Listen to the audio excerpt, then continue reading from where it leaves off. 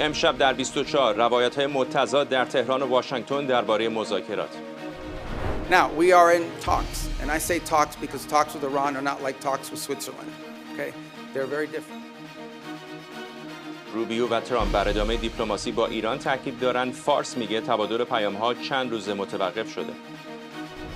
فشار آمریکا بر عمان برای قطع روابط با تهران همزمان با ادامه تنش در منطقه. بحرین اعلام کرده سفر شهروندانش به ایران و عراق فعلا ممنوعه.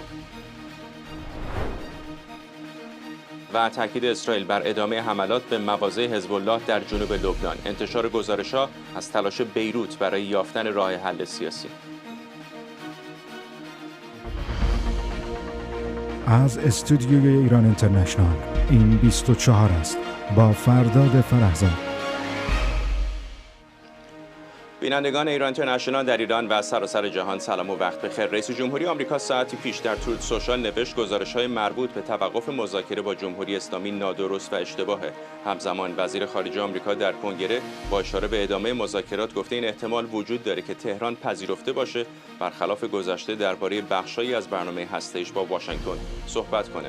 مارکو روبیو که در جلسه کمیته روابط خارجی سنا حاضر شده بود گفت شرط شماره 1 در مذاکره با جمهوری اسلامی اینه که تنگه هرمز باز بشه. این در شرایطی که در تهران خبرگزاری فارس وابسته به سپاه میگه تبادل پیام با آمریکا برخلاف گفته‌های مقامات آمریکایی دست کم چند روزه که متوقف شده.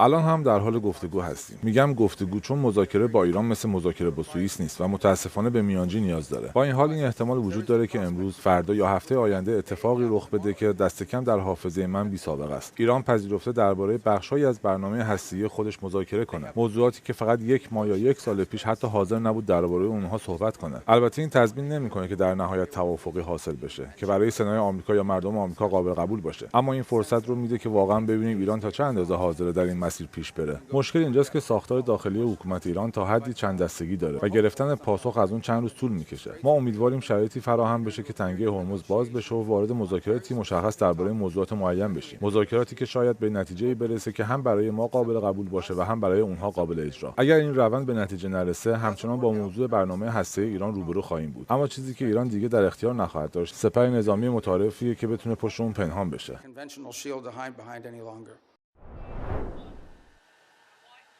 مرضی حسینی خبرنگارمون از کنگره آمریکا به ما پیوسته. مرضی، در این جلسه سوالات زیادی قانونگذاران در مورد وضعیت جنگ پرسیدن، تنگه هرمز، برنامه هسته‌ای ایران و اینکه چقدر این دو موضوع به هم گره خورده.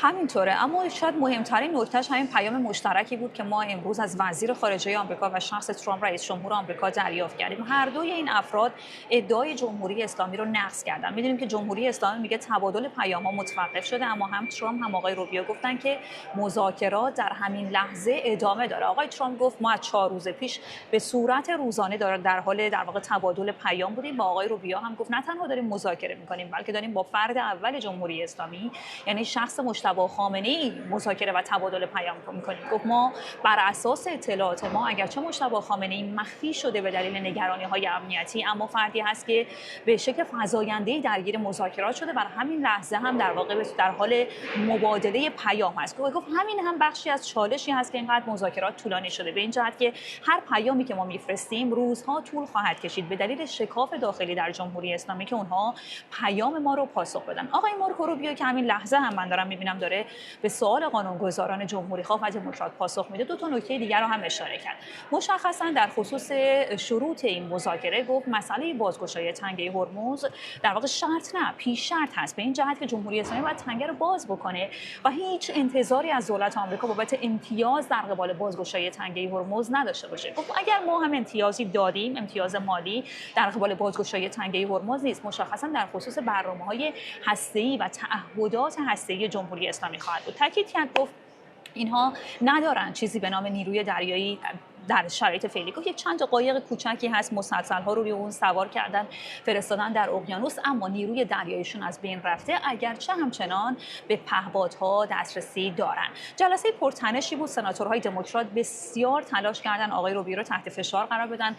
سناتور بوکر به آقای مورفی گفت الان راضی هستید که دارید التماس جمهوری اسلامی میکنید برای اینکه برگردن به میز مذاکره؟ آقای روبیو به شدت برآشفت، تاکید کرد ما التماس نمیکنیم، اونها دارن التماس میکنن. گفت به خاطر اینکه وقتی که اقتصاد ایران در حدی بد بود که هزاران نفر اومدن داخل خیابان‌ها، الان اون رو در نظر بگیرید، الان اقتصاد ایران به مراتب بدتر از اون شرایط هست و میلیاردها دلار اینا باید فقط هزینه بازسازیشو بکنن و به خاطر همین هم هست که به ما التماس میکنن. اما سناتور مورفی هم از حزب دموکرات در خصوص تنگه هرمز سوال پرسید.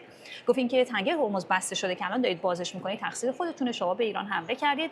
و آقای روبیو پاسخ داد، گفتش که هر چیزی که بوده دلیلش مهم این هست که ما به هیچ عنوان به جمهوری اسلامی اجازه نخواهیم داد که از یک آبراهه بین‌المللی بخواد اخاذی بکنه و بخواد درآمدزایی بکنه. این بخش از صحبتاش رو بشنویم.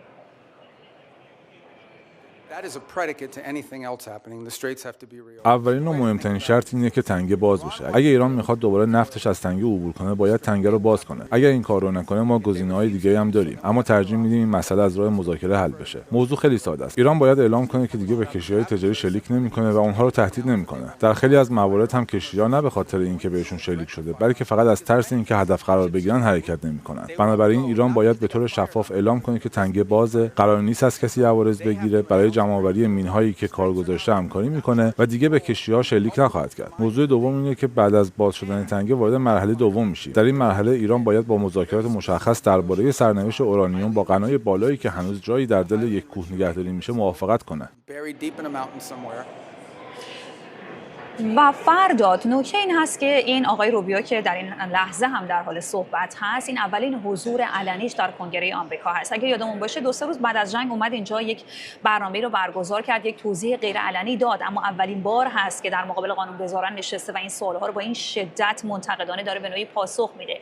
در ابتدای امر هم که وارد این جلسه شد، تظاهرات برگزار شد. یک سری از افرادی که در واقع مخالف سیاست‌های روبیو بودن به نام ایران اشاره نکردن، مشخصا در مورد کوبا داشتن صحبت می‌کردن، اعتراض کردن، اونها دستگیر شدن. و خود آقای روبیو هم برای من جالب بود که این صحبت ابتدایی که در این برنامه خون هیچ اشاره‌ای به نام ایران نکرد، به جنگ ایران نکرد، تلاش می‌کرد که تمرکز وزارت خارجه رو که الان اومده براش بودجه در واقع از کنگره آمریکا درخواست بکنه رو در خصوص دستاوردهای آمریکا در نیمکره غربی به طور مشخص در ونزوئلا متمرکز نگه داره. اما چنانچه انتظار می‌رفت این جلسه که مشخصاً برای بودجه هست تا بخش بسیار زیادی به موضوع ایران کشیده شد. خود بودجه هم اگرچه چالش برانگیز هست به این جهت که این 38 میلیارد دلاری که آقای روبیو داره درخواست میکنه بسیار کمتر از بودجه‌ای هست که سال گذشته درخواست شده، به این جهت که آقای ترامپ 30% بودجه وزارت خارجه رو کاهش داده، 50% بودجه وزارت دفاع رو افزایش داده. و یک نکته مهم دیگه در پایان بگم، انتظار داریم امروز اینجا رأیگیری برگزار بشه برای قطعنامه پایان جنگ در ایران و انتظار داریم که اگر این رأیگیری در واقع انجام بشه و مخالفت دوباره باش صورت نگیره، این قطعنامه برای اولین بار رأی بیاره. یعنی من این رو از یکی از قانونگذاران صبح آف رکورد شنیدم، اگرچه هنوز ایمیلش رو دریافت نکردیم به دلیل تنش‌های داخلی هست اینجا در کنگره، اما روز مهمی هست به طور کل در کنگره آمریکا در کنار صحبت‌هایی که آقای مارکو روبیو مطرح کرد و قطعنامه‌ای که احتمالاً به رأی گذاشته خواهد شد. ممنونم از تو مرضی حسینی، همکارم از کنگره آمریکا. حسین علیزاده تحلیلگر مسائل بین‌الملل از لندن با ماست. آقای علیزاده، به نظر فقط ایرانیان نیستن، قانونگذاران آمریکا هم گیج شدن از رویکرد دولت آقای ترامپ. اینکه آیا این فشارها برای فقط باز کردن تنگه هرمز، آیا باز شدن تنگه هرمز منوط به لغو توسعه برنامه هسته‌ای ایران؟ چه میشه واقعا دریافت بعد از این مدت طولانی آتش‌بس از اینکه دقیقاً دکترین فعلی دولت آقای ترامپ چه است در مقابل تهران؟ بله، گفتید که همه گیج شدن. شاید بهترین و خلاصه ترین ارزیابی رو صدر اعظم آلمان کرده بود. گفته بود که دولت آقای ترامپ نه برای ورود در جنگ استراتژی داشت و نه برای خروج از جنگ استراتژی داره. و این رو نگاه کنه، یک متحد بسیار بزرگ آمریکا داره چنین اظهار نظری رو در سطح عمومی، نه در جلسات بسته، داره چنین اظهار نظری میکنه. و حالا ما شاهدش هستیم، شاهد این هستیم که واقعا از کجا حرف باید بگیم. از دهان آقای ترامپ بشنویم، از وزیر خارجه، از شما نگاه کنید مذاکره کنندگان هسته‌ای آمریکایی آقای ویتکاف و کوشنر اینا ساکتن، کلا ساکتن. آقای ونس که به اسلام آباد رفته بود کلا ساکته. ما فقط ترامپ رو میبینیم و یه مقدار وزیر دفاع و یه مقدار وزیر خارجه رو. به هر روی یه چیز الان ولی روشن هستش و اون این هستش که با پذیرش اعلام آتش بس و تمدید بدون مدت زمانی آتش بس، ترامپ و نتانیاهو دچار تنافر شدن. به این معنی که به خوبی یادآور بشم، به خوبی که روزی که بحث آتش بس مطرح شد، آقای ترامپ گفتش که ما سراغ آتش بس میریم، ولی آقای نتانیاهو گفتش که ما برای حتی 1 سال ادامه جنگ با ایران آمادگی داریم. شما اینجا دیگه تفاوت دوتا رهبر رو میبینید. ترامپ در حد 6 هفته جنگ رو یه بسنده کرده است، ولی نتانیاهو حتی برای 1 سال آمادگی داره. و خب اینم در این گفتگوی تلفنی که آکسیوس بیرون داده و اینها معلومه که خیلی فضای پرتنشی بوده بین دو طرف. و هر روی آنچه که روشن هستش، من تصور میکنم ترامپ به شدت داره به مسئله انتخابات میان دوره‌ای خودش نگاه میکنه. برای انتخابات میان دوره یک فضای آرام، آسوده، بدون جنگ رو دنبالش هست. برعکسش آقای نتانیاهو هم که وارد کمپین انتخاباتی خواهد شد، اتفاقا اون نیازمند به این هستش که یک دستاورد بزرگ جنگی داشته باشه، از جمله این همه ورود در خاک لبنان، بخش‌های بزرگی از خاک لبنان رو گرفتن، اون قلعه تاریخی رو بره، پرچم اسرائیل رو با این. خب اینا عواملی هستش که براش میتونه رأی بیاره. اینجا هست می‌بینید دو رهبر کاملا دو نگاه مختلف دارن به مسئله جنگ در منطقه. یکی نیاز به آرامش داره ترامپ و یکی نیاز به جنگ داره نتانیاهو. ولی در قبل از جنگ هم اگر یادتون باشه گزارش‌های زیادی به خصوص از همین آکسیوس و به خصوص از باراک راوید منتشر میشد در مورد تنش‌ها بین آقای ترامپ و نتانیاهو، ولی بالاخره دیدیم در کنار هم دیگه یکی از مهمترین جنگ‌های سال‌های اخیر رو شروع کردن. آیا احتمال داره که این جنگی زرگری باشه و واقعا پروژه دیگری در دست هست و دو طرف بیشتر از اون چیزی که در رسانه‌ها منعکس داره میشه هم مدار هستن؟ ببینید دنیای سیاست دنیای پر از اما و اگر هاست. این که شما میفهمید شاید یک جنگ زرگری باشه، کسی نمیشه منکرش بشه، ولی با اون توضیحی که من دادم، یعنی استراتژی ترامپ و استراتژی نتانیاهو در 6 ماه پیش رو، 6 ماهی که امریکا حدود 2 ماه میزبان بازی‌های جام جهانی است، بعد وارد انتخابات کنگره میشود، کنگره‌ای که دیگه حساس ترین انتخابات برای ترامپ هستش که بتوانه اونجا سرافراز بیرون بیاد، وگرنه خب خیلی حزب مخالف چه ها در سر میپروراند. از اون طرف هم توضیح دادم نه برعکسش. شما نگاه کنید در میان کلیه نامزدهای اسرائیل همشون اتفاق نظر دارن در اینکه باید جنگید با تهران، با حزب الله، با حماس. هیچ کدومشون نمیگن نجنگی، همشون اتفاق نظر دارن که ما باید از قوه قاهره اسرائیل استفاده کنیم. خب نتانیاهو هم داره استفاده میکنه. حالا این وضعیت ناآرامی که در اثر لبنان ایجاد شده، یا تهران میاد میگه مذاکرات هسته‌ای رو متوقف کرده ایم، برای آقای ترامپی که دنبال خروج از وضعیت موجود هست، دنبال یک آرامش روانی هستش برای جام جهانی، برای انتخابات کنگره، دیگه فکر نمی کنم با این پیش‌فرض هایی که توضیح دادم این یه جنگ زرگری باشه. نه، ما به نظرم یک اختلاف نظر اساسی و استراتژیک بین دو کشور هستش.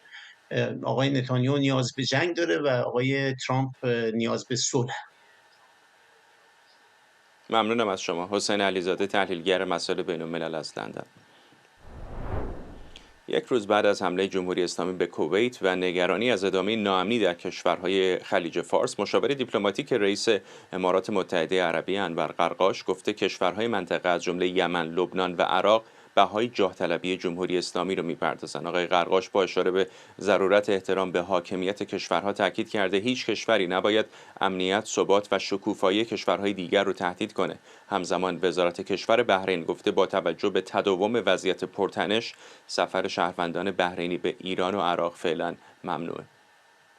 در همین حال به گزارش روزنامه وال استریت ژورنال دولت ترامپ فشار بر عمان رو برای قطع روابط با جمهوری اسلامی افزایش داده. در این گزارش آمده واشنگتن در حال حاضر موضع بی‌طرفانه مسقط رو مغایر با منافعش میدونه. بر اساس این گزارش آمریکا عمان رو به تحریم و حتی اقدام نظامی تهدید کرده.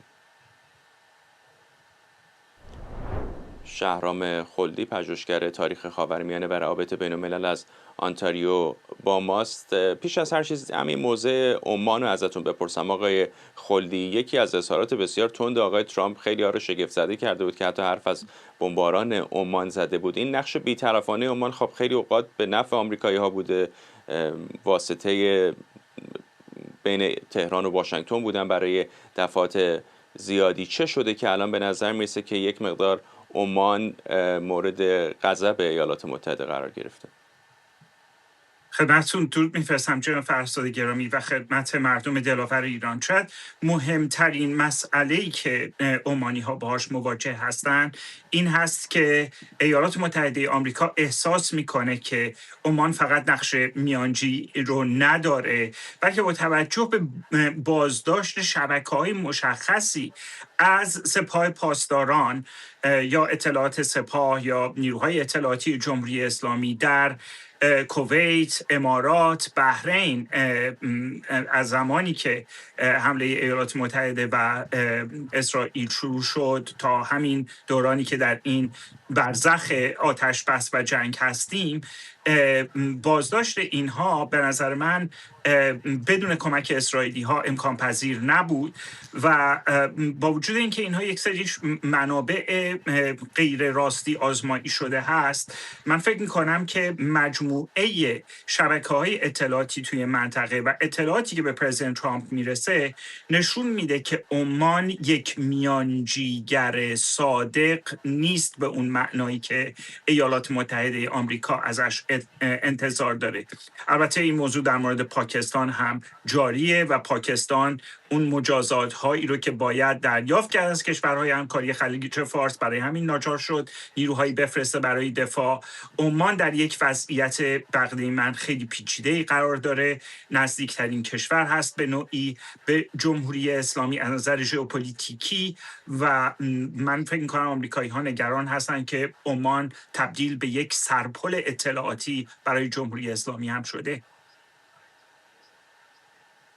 چرا این انسجام بهتری رو در کشورهای شورای همکاری خلیج فارس نمی‌بینیم؟ زمانی که در جریان بهار عربی بحرین مثلا دچار تنش‌های داخلی شده بود، یادمونه حتی سعودی‌ها نیروی نظامی فرستادن به بحرین، ولی الان به نظر میسه که هر کشوری داره ساز خودش رو میزنه. اماراتی‌ها خیلی رویکرد جدی‌تری در مقابل تهران دارن، سعودی‌ها در سکوت هستن، بحرینی‌ها خب یک مقدار نگران جمعیت شیعه خودشون هستن، عمانی‌ها سعی می‌کنن همچنان نقش میانجیگر و وسط رو حفظ بکنن، کویتی ها یک سره دارن ضربه میخورن ولی به نظر نمیرسه که خیلی اهرامی برای پاسخ دادن داشته باشن. چرا یک صدای منسجم شنیده نمیشه؟ من فکر می‌کنم مهمترین دلیلش این هستش که شورای همکاری خلیج فارس هرگز به یک نهاد امنیتی و نظامی و دفاعی تبدیل نشد. حتی بعد از سال 2001 برای مبارزه با تروریسم و بعد برای مبارزه با شیطنت‌های نیروی دریایی سپاه که البته حتما شما به خاطر دارید و بینندگانتون یادشون میاد که نیروهای دریایی سپاه چند تا ملوان انگلیسی رو به اسارت گرفتن. این ستاد نیروی دریایی مشترک کشورهایی که بیان مبارزه بکنن با قاچاق انسان، تروریسم و شیطنت‌های جمهوری اسلامی در بحرین تشکیل شد و اصلا شورای همکاری خلیج فارس خودش رو وارد این ستاد نیروی دریایی مشترک نکرد.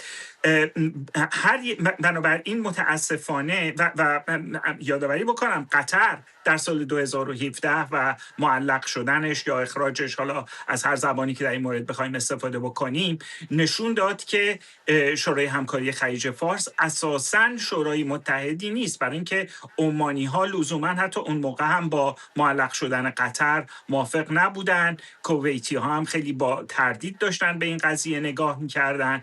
اتفاقی که افتاد این بود که به نظر من بازگشت قطر و بعد این جنگ نشون داد که شورای همکاری خلیج فارس نمیتونه تبدیل به یک یگان متحد و منسجمی بشه و اماراتی ها همین 2 ماه پیش که جلسه اضطراری بود محکوم کردن همه اعضا رو. به نظر من میرسه که بحرین و امارات متحده عربی با توجه به مذاکراتی که الان دارن با اوکراینی ها میکنن برای اینکه سپر دفاع پهپادیشون رو توسعه بدن یا همکاری های شدید امنیتی که دارن میکنن با اسرائیلی ها، دارن عملاً از شورای همکاری خلیج فارس جدا میشن و عمان به نظر من میرسه که یک کشور کاملا مستقل هست در این مورد نسبت به همه اینها و فکر میکنم که کسانی که توی کار ژئوپلیتیک هستن، البته بعضی ها این رو گفتن، ولی به نظر من ما داریم میریم به اون سمت که به عمان به دیده یک کشوری که مثل عمانی که در قرن 18 هم 19 هم یک امپراتوری دریایی و آفریقای شرقی بود، عمانی رو ببینیم که ظهور میکنه به عنوان یک کشوری که خودش رو بیشتر در چارچوب اقیانوس هند تعریف میکنه تا چارچوب خلیج فارس. ممنونم از شما شهرام خلدی، پژوهشگر تاریخ خاورمیانه و روابط بین الملل از آنتاریو. همزمان با ادامه تلاش‌های دیپلماتیک در بیروت برای یافتن راه حل سیاسی با اسرائیل، یک مقام ارشد حزب الله به خبرگزاری فرانسه گفته این گروه با آتش‌بس به گفته او جزئی موافقت نمی‌کنه. این در حالیه که بنا به گزارش‌ها دولت لبنان طرحی 60 روزه مبنی بر خروج تدریجی اسرائیل از خاک این کشور به آمریکا پیشنهاد داده که شامل عقب نشینی نیروهای حزب الله به شمال رودخانه لیتانیه. بنابراین گزارش‌ها دولت لبنان بعد از خروج اسرائیل از این کشور به دنبال حل کامل پرونده خلع سلاح حزب الله هم هست. از سوی دیگه در اسرائیل وزیر دفاع این کشور اعلام کرده در صورت ادامه حملات حزب الله جنوب بیروت رو هدف قرار میده. پیشتر کاخ سفید از موافقت اسرائیل و حزب الله با توقف درگیری بعد از تماس تلفنی دونالد ترامپ با مقامات اسرائیلی و لبنانی خبر داده بود. خبرنگارمون اردوان روزبه از مقابل کاخ سفید با ماست. اردوان، گزارش‌های ضد و نقیض و متفاوتی داریم میشنویم در مورد وضعیت آتش‌بس، حتی گزارشی در مورد تماس پرتنش آقای ترامپ و نتانیاهو در مورد همین آتش‌بس شنیدیم. چه میدونیم دقیقاً از آن چه که روی زمین در اتفاق میفته، هم در جنوب رودخانه لیتانی هم در پایتخت بیروت؟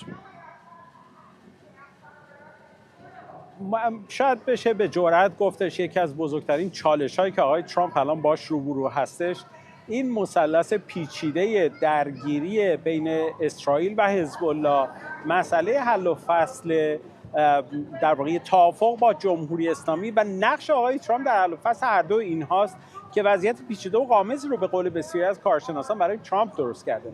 از یه طرف ما می‌دونیم نبی بری رئیس پارلمان لبنان وساطت کرده و اعلام کرده که حزب الله کاملا آماده هستش که به یک توافق صلح و آتش‌بس برسه و از طرف دیگه تاکید کرده که حتی خودش حاضر هستش به عنوان ضامن این توافق محسوب بشه تا کار بره جلو. اما درگیری‌ها در شمال اسرائیل و جنوب لبنان همچنان ادامه داره. دست کم آن چیزی که نماینده اسرائیل در سازمان ملل دنی دانان داره میگه دست 9000 موشک از زمان توافق اولیه آتش‌بس تا کنون شلیک شده و صدها پهپاد بر آسمان شمال اسرائیل حرکت کرده. اما در طرف مقابل هم UN داره میگه که عملیات اسرائیل در مناطق مختلف تا اطراف رودخانه لیتانی و همچنین جنوب بیروت در ناحیه زاهیه ادامه داشته. گزارش وزارت بهداشت لبنان میگه تعداد کشته داشته و از طرف دیگر مسئله اینه که به نظر میاد طرفین، یعنی حداقل حزب الله به رغم اینکه اعلام آمادگی کرده و همچنین اسرائیل اعلام آمادگی کرده، هنوز آماده یک صلح قطعی نیستن. چهارمین دور نشست اینجا برگزار شده و یا در واقع هنوز به نتیجه قطعی نرسیده، خبراش بیرون نیومده بدونیم این بار چه مذاکره انجام شده، اما همزمان به نظر میاد که اتفاقات اونجا داره ادامه پیدا می‌کنه. آقای ترامپ داره میگه که من جلوی حمله زمینی ارتش اسرائیل رو به منطقه جنوب بیروت گرفتم و این نیروها برگشتن، اما اسرائیل داره میگه اگر هر نوع عملیاتی در شمال این کشور از طرف حزب الله اتفاق بیفته، ضایع هدف اصلی هستش و جنوب بیروت مورد حملات مشابه قرار خواهد گرفت. در طرف دیگر مشکل اساسی اینجاست که به نظر میاد تنش‌های بین آقای ترامپ و آقای نتانیاهو وجود داره. دست کم 2 تلفن ما می‌دونیم شب گذشته بین اونا رد و بدل شده، 2 تماس تلفنی در اولیه توافق نسبی شده برای یک صلح، اما تماس دوم بسیار در واقع چالشی بوده، به حدی که گفته میشه آقای ترامپ جایی آقای نتانیاهو رو دیوانه خطاب کرده. حالا در اسرائیل هم طرفای اسرائیلی معتقدن آقای نتانیاهو داره خیلی انعطاف خرج میده، چرا پیش از این در دوره بایدن اون اعلام کرده بود که هر تصمیمی لازم باشه خودش میگیره و حالا گروه‌های سیاسی در اسرائیل معتقدن اون داره به نوعی تابع سیاست‌های آقای ترامپ میشه. اما چرا این وضعیت برای آقای ترامپ پیچیده است؟ آقای ترامپ از فرصت‌های موجود داره استفاده میکنه. 3 مسئله پیش رو داره. اول از اینکه آقای ترامپ باید جوری عمل بکنه که امنیت نسبی که فقط الان در خاورمیانه بجز جنگ با ایران تونسته ایجاد بکنه، کشورهای عرب رو جلب کنه نظرشون رو همسو بشن، وضعیت موجود وضعیت بسیار شکننده‌ایه، پس اینو باید حفظ کنه. نکته دوم این هست که واقعا بتونه تبدیل به یک توافق بکنه که به این شدت شکننده نباشه. و نکته سوم این که جمهوری اسلامی شرط مذاکره، شرط توافق و هر شرطی رو برای این گذاشته که مسئله لبنان درش لحاظ بشه و حتی رئیس مجلس ایران حالا اعلام کرده، گفته که آماده باید بود برای حمله به شمال خاک اسرائیل در صورتی که لازم باشه.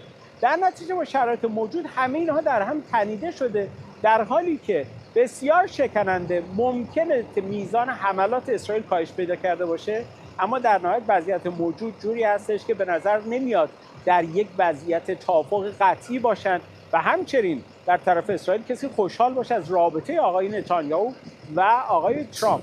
در نهایت ساعتی پیش اعلام شد که طرح دوم صلح پیشنهادی آمریکا که طرح اول اصلا مورد قبول نبود، طرحی که آقای روبیو داده بود، به نظر میاد طرح دومی که آقای ترامپ پیشنهاد کرده طرف حزب الله قبول کرده، اما گفته فقط و فقط زمانی که هر توافقی قطعی دراز مدت و شامل تخلیه نیروهای اسرائیلی از خاک اسرائیل باشه در یک پروسه زمانی 60 روزه.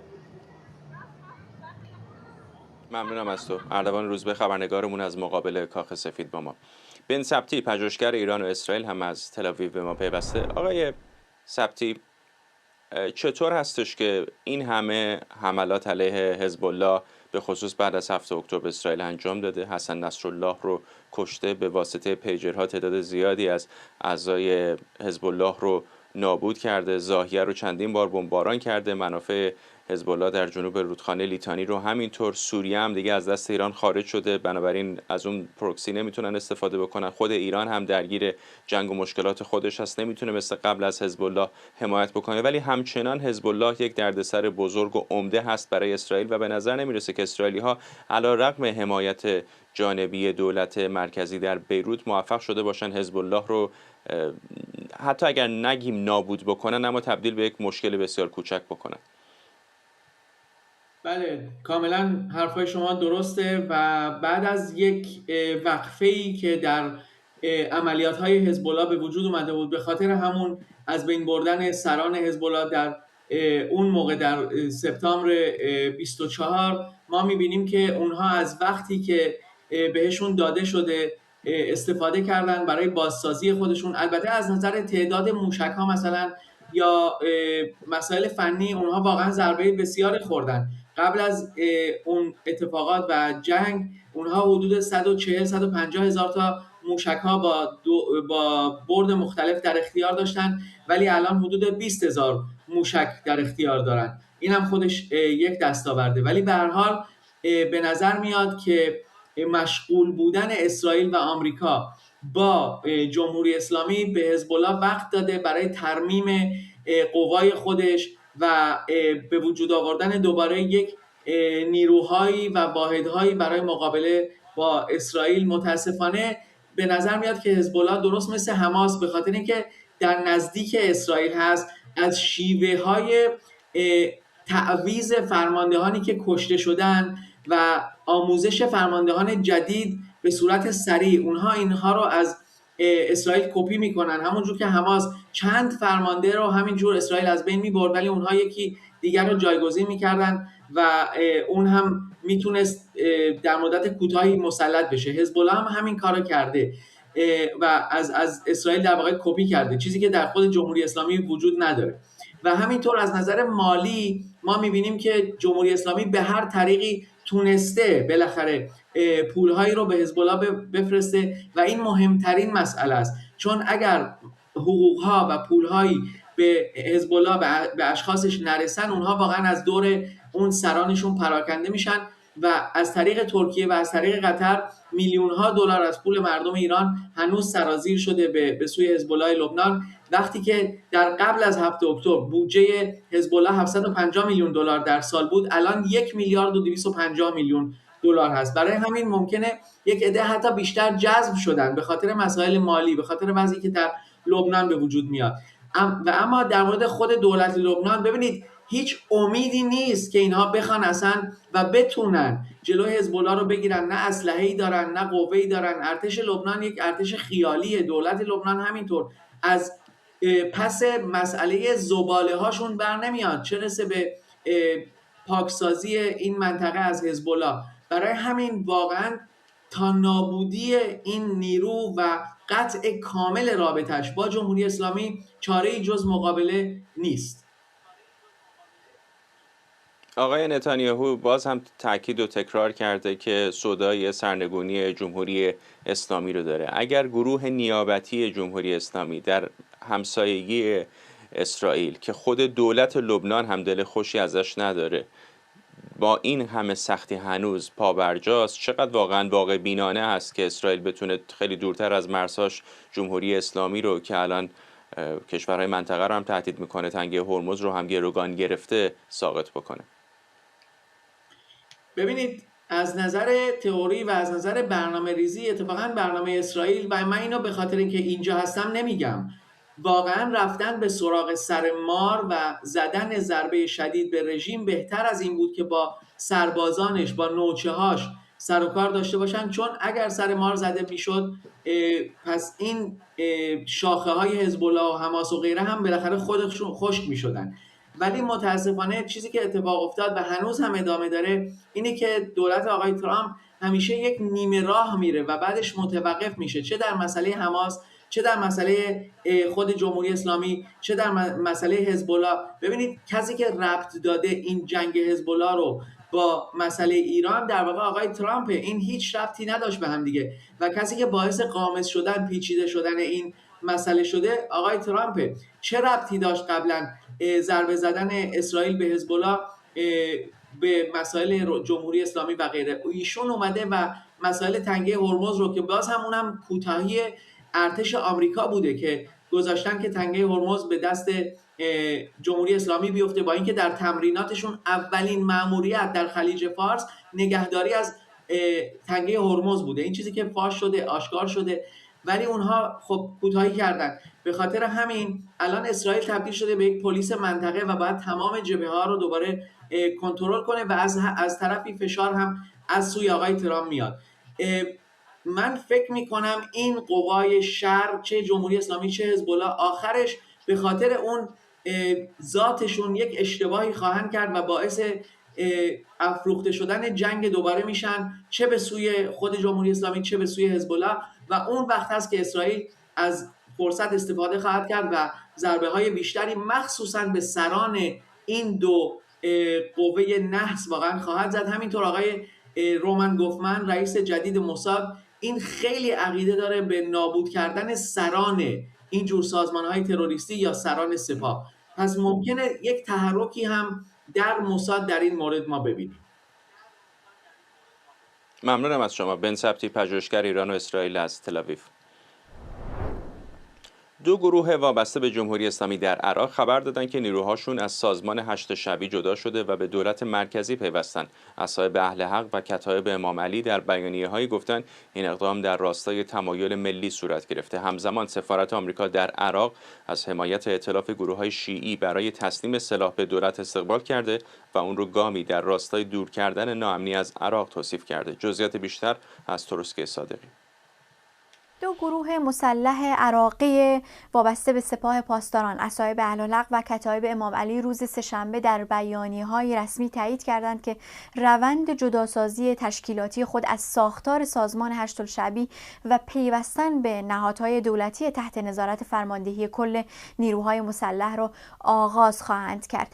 در واقع در این بیانیه‌ها اشاره شده که کمیته‌هایی به این منظور برای ثبت سلاح‌ها و موارد لوجستیکی در نظر گرفته شده. این روند بعد از اون صورت گرفت که ائتلاف گروه‌های سیاسی و مسلح وابسته به جمهوری اسلامی یعنی چارچوب هماهنگی رسما تایید کرد که به درخواست‌های مکرر مرجعیت در نجف پاسخ خواهند داد و از مسئله حصر سلاح حمایت خواهند کرد.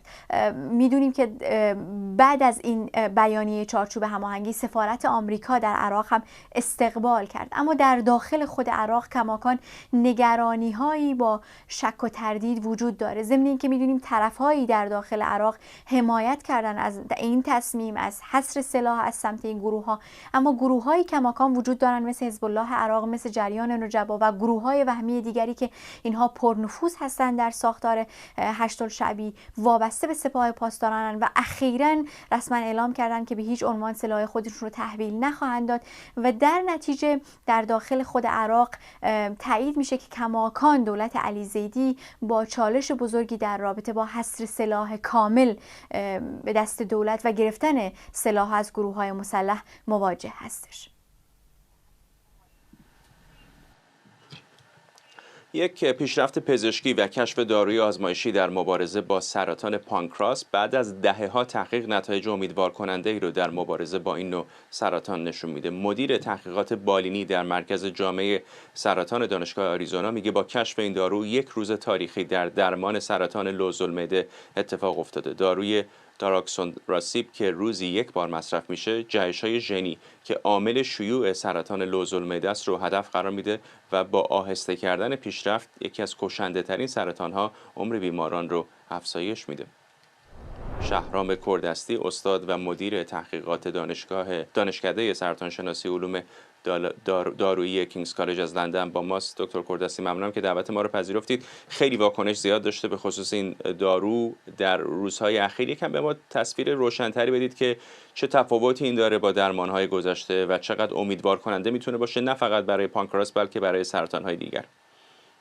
بله، همونطوری که گفتید این دارو خیلی واکنش‌های زیادی داشت، حتی وقتی که نتایج مطالعه رو در کنفرانس اسکو که بزرگترین کنفرانس سرطان شناسی دنیا هست امسال ارائه دادن، تمام شرکت کننده ها بیش از 20,000 نفر در سالن شروع دست دادن کردن و علتش هم اینه وقتی شما به نتایج نگاه میکنید میبینید که مثلا اون کسایی که دارو دریافت کردن متوسط افزایش طول عمرشون حدود 13 ماه بوده در مقابل 6 و خورده ماه و این خیلی حالا به نظر شاید بزرگ نیاد، اما یه چیزی که داره اتفاق میفته اینجا و این هست که باعث این هیجان شده و خوشحالی داره، یک ژنی هست به اسم رس که این ژن بسیار بدخیمه، یعنی وقتی بیمارانی که این رو دارن متاسفانه بسیار مشکل هست که درمان بشن و این فقط مربوط به سرطان پانکراس نیست، در سرطان‌های دستگاه گوارش، سایر قسمت‌های دستگاه گوارش، در سرطان بعضی از انواع سرطان ریه و حتی سرطان خون و سایر سرطان‌ها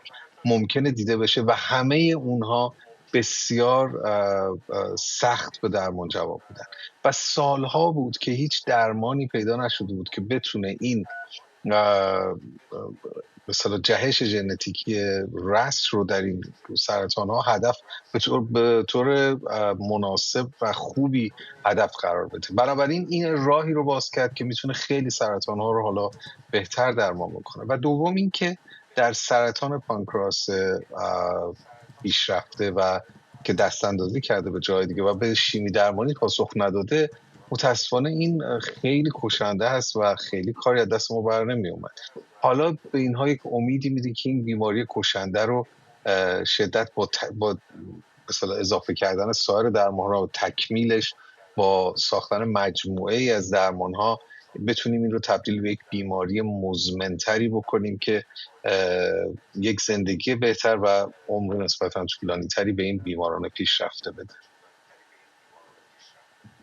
دکتر کوردستی، یک چیزی که به نظر خیلی امیدوار کننده است اتفاقا همین دستکاری هایی هستش که در ژن‌ها، دستکاری های ژنتیکی که به واسطه فناوری های جدید مثل کریسپر دارن انجام میدن. امیدواری های زیادی وجود داره. فقط هم این دارو نیست، الان در به خصوص 1-2 سال اخیر ما کلی داروهای جدید داریم میبینیم که سعی دارن میکنن که راه تاییدیه به خصوص FDA رو خیلی سریعتر از گذشته به دست بیارن. همین چند روز پیش آقای ایلان ماسک کنفرانسی شرکت کرده بود و میگفتش که ما از دوران آنالوگ داریم وارد دنیای دیجیتال برای ساخت داروها میشیم، به کمک هوش مصنوعی، به کمک mRNA هایی که به صورت مصنوعی تولید میشه. چقدر واقعا اینها امیدوار کننده است و چقدر بیمارانی که امروز به بیماری های سختی مثل سرطان دچار شدن میتونن امیدوار باشن که در سالهای پیش رو، در دهه‌های پیش رو بالاخره سرطان ها به یک پایانی برسه و درمانی براشون پیدا بشه.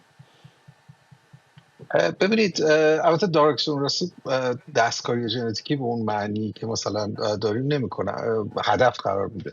اما این روش هایی که گفتید که به اصطلاح ما اسکرین میکنیم برای هدف قرار دادن با استفاده از هوش مصنوعی، با استفاده از انواع غربالگری که ببینیم چه دارویی برای چه ژنی مناسبه، بسیار سرعت یافتن درمان‌های جدید رو بیشتر کرده.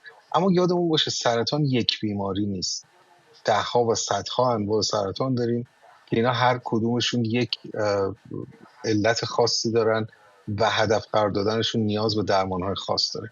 این که به اونجا برسیم که دیگه سرطانی نباشه، همه سرطان‌ها با یه گلوله طلایی خوب بشن، این رو ما نمی‌بینیم در افق. اما این که سرطان‌هایی که زود تشخیص داده بشن و اونهایی که ما راه‌های دقیق درمانشون رو پیدا می‌کنیم تقریباً به طور کامل بهبود پیدا کنن حتما در دسترس هست، و سرطان‌هایی که دیرتر تشخیص داده بشن پیشرفته هستن و احیانا راه‌های دقیق جلوگیری کامل و از بین بردنشون رو نداریم، تبدیل اونها از یک بیماری کشنده به یک بیماری مزمن قابل درمان، به این معنی که اونها رو یک طول عمر خوبی به بیمار بدیم، قطعا در دسترس.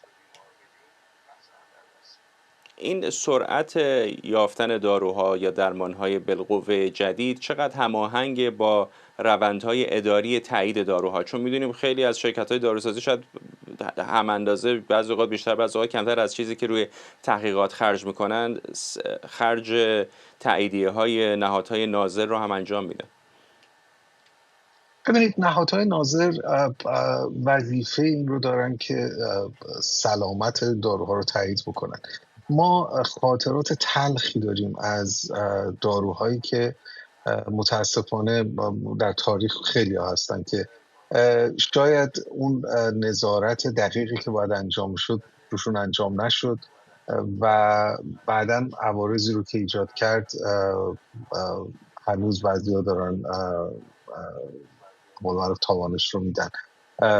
نمونهش داروی تالیدوماید بود، داروهای دیگه بودن که پیش اومد و به خاطر همین این سازمان ها سختگیرانه تر عمل میکنن، به خصوص در مورد داروهایی که بررسی های پیش بالینیشون به طور کامل انجام نشده باشه.